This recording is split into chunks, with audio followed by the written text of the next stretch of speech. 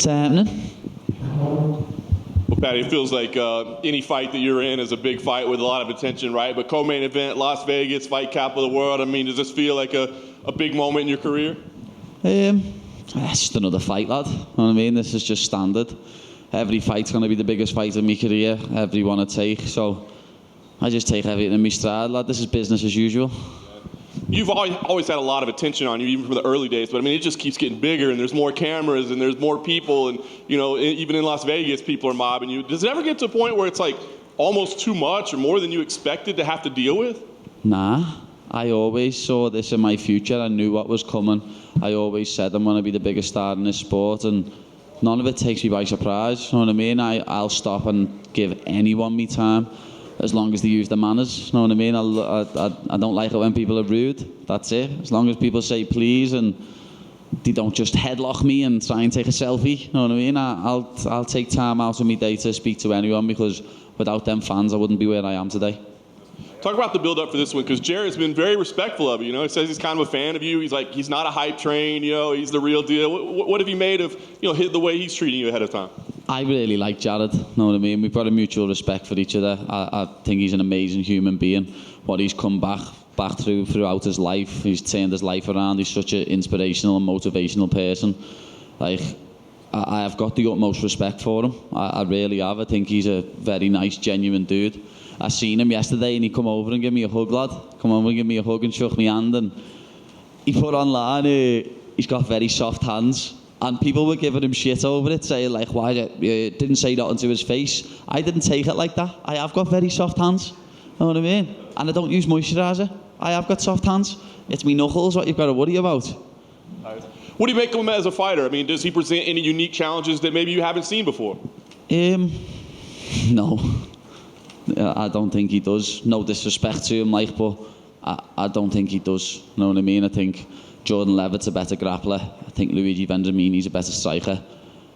And I'm bigger than him. I've got more reach. One thing that did piss me off was he said I'm a quitter.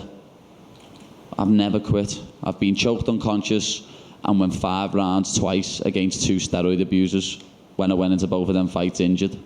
Know what I mean? He's the quitter. He tapped to a choke recently, what wasn't even fully on. That wasn't even a proper rear naked choke against an opponent who was absolutely dog shit. So,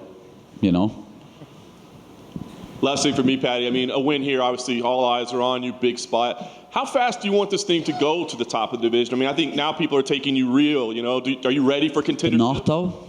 They're not. It's cheeky, lad. People still aren't taking me for real. Know what I mean? No one respects me. And it does piss me off. But, I've just got to get on with that, lad. People don't respect the come-up.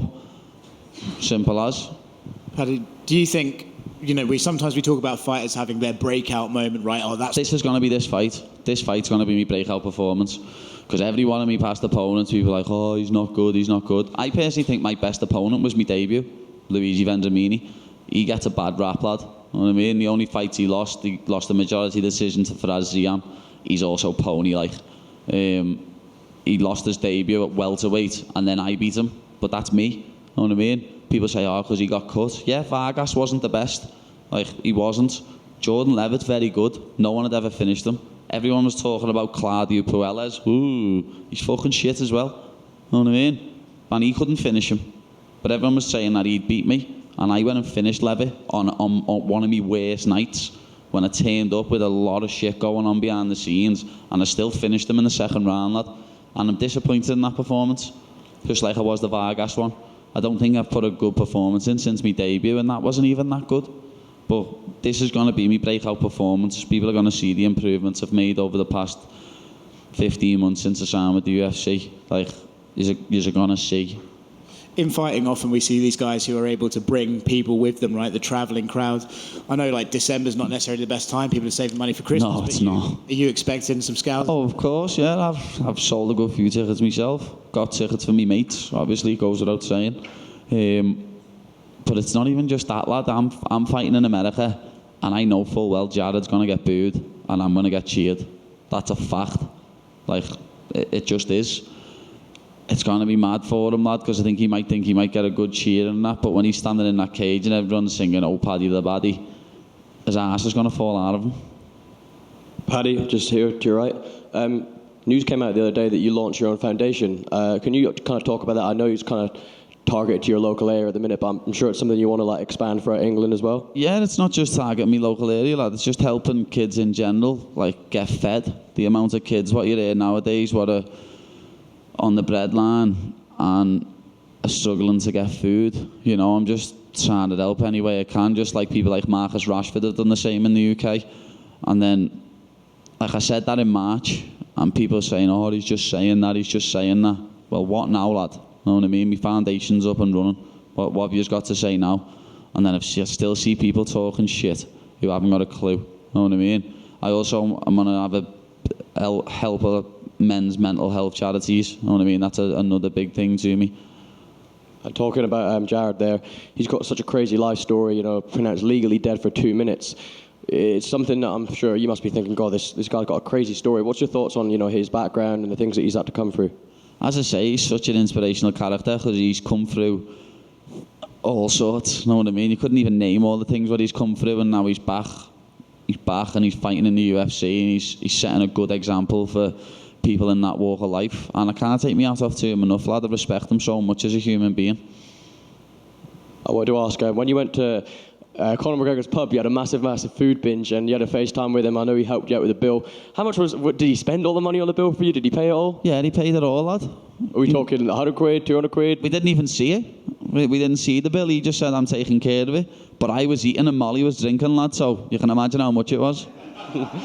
And finally from me, it's a touchy subject, but we spoke to Molly about it. She addressed this. I wanted to ask, your doctor, I'm not sure how much you've worked with him, Dr. Usman Shajad was in the UK news a lot before the Conor Ben fight.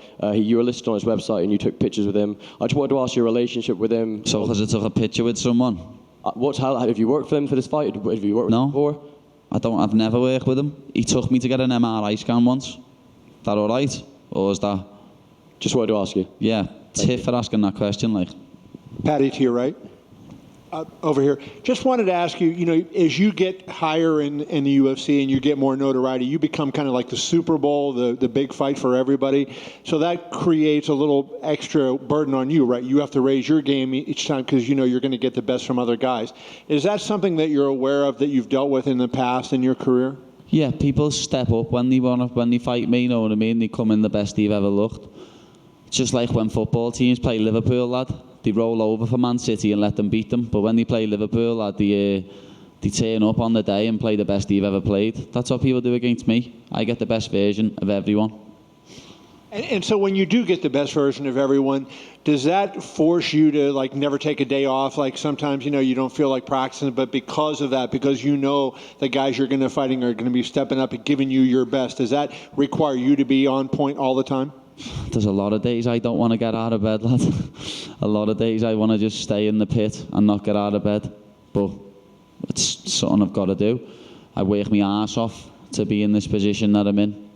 Years ago, I used to just rely on my talent, and I never used to work hard. And it got me to a world title. It got me to a Cage Warriors world title. But when I started coming up against people that were working hard and did have a bit of talent, also they were pumping themselves full of steroids, but I started to lose, you know what I mean? And then looking back now, I needed them life lessons. It wasn't just like lessons in the cage. What I needed as a life lesson to sort my life out, and I've done that, and now look at me. Patty in the front right here. Jared was back here, and he said that after this fight, he wanted to work with you to kind of raise awareness for mental health and everything. Is that something you'd be interested in after this fight? Yeah, 100%. As I say, I really respect Jared as a human being. He's a lovely man. You know what I mean? And what he's doing for his community and for all the people by us is amazing. You know what I mean? He's helping people sort their lives out and turn their lives around. He's a proper genuine dude. As I say, there's no animosity at all in this fight. Like, I wanted to break Levitt's face because he was talking proper shit, but Jared's a nice dude, you know what I mean? I'm going to feel bad when I hurt him.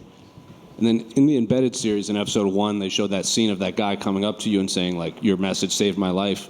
How often does that happen after that message you sent back in London? I have had that a few times now, like, to be honest, and as I said on that, it means more than getting my hand raised ever will. I always say there's no feel, like, I've got goosebumps now thinking about it. I always say there's no feeling like getting your arms raised, but when someone comes over and says that they never took their own life because of something that I said, it's different. And you were in the news a lot for that doorbell video that came out. Were you surprised at how many news outlets picked that up? Lad, I have been asked about that more than me fight over the past week. I'm not messing. I've been asked more about that sloppy shit than I have about Jared Gordon. I'm not even taking the piss either. Like, before I've got home like 30 minutes after that happened, and I'd been sent it on WhatsApp 3 times before I got home. And then all night I was just getting sent it. Next morning I woke up and it was on Sports Centre. I was like, what the fuck's going on here? Paddy, right here. You had Dana White on your podcast, and you guys were talking about UFC London, which is now official for March. Is it obviously your intention to turn around and fight on that card? I don't know, to be honest. We'll see what happens after this, but I have a holiday booked in Thailand in January, and I'm going on this holiday, lad. I haven't had a holiday for a while, and the missus is adamant that we're going on a holiday, and we're not just going because when I go to San Diego, I still have to work, still do me vlogs, still do podcasts. The missus wants a proper holiday, lad, before we get married in May. So, I don't know. We'll see. You could see me on that if I come back and I feel like fighting on that date, then yeah. If not, you'll see me in the crowd and probably on a pay-per-view in April or something. You surprised that they didn't do the stadium show? No. I knew they wouldn't do the stadium show. Why? Because I'm not stupid. Well, why would they be stupid to do that? Because I just knew they wouldn't. I knew for a fact it wasn't happening. I just know. If you're going to do a stadium show, it's me headlining at Anfield. End of. And when, there's a lot made about your weight fluctuation and stuff, and when Dana was talking about it earlier this year, he said, that's not something that's sustainable and it can be bad and stuff. Did you guys have any conversations, about that? And no. Is anything being said to you behind the scenes? No. Why would it? It's none of anyone else's business. If I want to get chubby in the off-season, I'll get chubby. End of. You know what I mean? Started this camp at 193. A lot of people start camps heavier than that. I'm waking up 168. Do you think that's a big cut? Because I certainly know it isn't. How's the food in Thailand? Very good. Pad Thais are heavy. Curries are heavy. Thanks, Paddy. Hey, Paddy, over here. I'm curious, finally, both yourself and Darren Till on the same card. Just how big is that impact in Liverpool, specifically with MMA? Well, yeah, I've been getting sent all billboards from Liverpool at the minute where just me and Darren Till on billboards everywhere saying Scouse takeover, and it is, you know what I mean? We're both hopefully I know I'm gonna get my win, hopefully Darren gets his win, and it is a Scouse takeover. Who throws the bigger party, Darren and Hamzat or you and Molly? Come on, lad, that's a terrible question. Obviously, me and Molly. Crash Matt doesn't even drink, does he? It's obviously me and Molly. Good luck. Paddy, you fought in London twice. You're going to fight in Vegas. When's the next? When are we going to see you headline a fight night or the main event? Well, Dana said on the podcast after I win this one that I probably will headline a fight night. So, I don't know. We'll see, lad. We'll see. But there's no I could headline anyway. I'm the people's main event on Saturday night. Fans were very surprised that how much you love movies and how smart you are. Where did that come from? My dad loves films, lad. My dad loves movies, and he's bred it into me. You know what I mean? So I like me films. It's a Pimblett thing. Awesome. Thank you.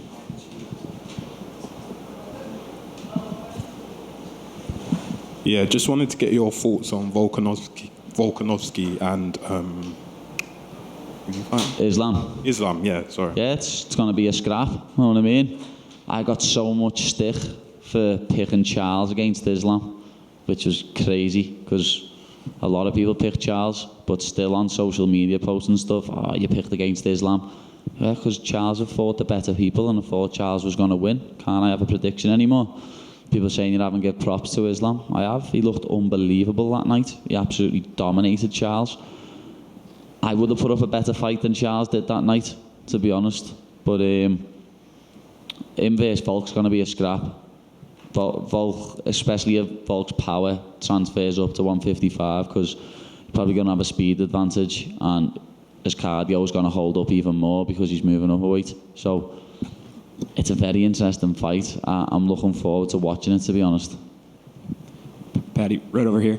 You had that call out of Mark Zuckerberg that time to try to get your accounts unlocked. Now that Elon Musk has taken over Twitter, is there any chance we get a call out on him, try to get your account back? I don't want Twitter back, lad. Twitter's a cesspit. Twitter gets me in trouble. People interpret things that I say and twist it and make it sound like I've said something I haven't and make me look bad when I've never said any of those things. People just misinterpret what I say on purpose to make me look bad. You know what I mean? Digging tweets up from like 2018, 19 to try and make me look bad. And I'd rather not have Twitter back, lad. Gets me in too much trouble. Fair play. Thanks. Peace out, bitches.